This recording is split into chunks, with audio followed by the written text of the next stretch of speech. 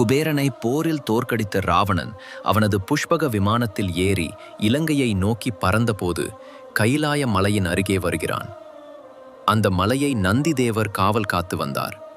அவர் ராவணனிடம், "ராவணா, இது பரமேஸ்வரர் குடிகொண்ட மலை.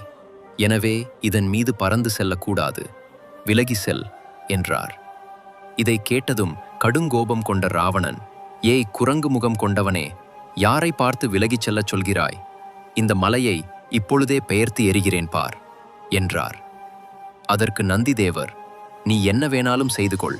ஆனால் என்னை குரங்கு முகம் கொண்டவனே என்று இகழ்ந்தாய் அல்லவா? உனது ராஜ்யம் குரங்குகளாலே அழியும்" என்று சாபம் கொடுத்து விட்டு சென்றார். ராவணன் மலையை தூக்க முயன்றவுடன் சிவபெருமான் தனது கால் விரலை மலையின் மீது ஊன்ற ராவணன் சிக்கிக் கொள்கிறான். வலி தாங்க முடியாமல் அழுதபடியே இருக்க வாகீச முனிவர் அவன் முன் தோன்றி, "சாமகீதம் பாடு" என்று அறிவுறுத்துகிறார்.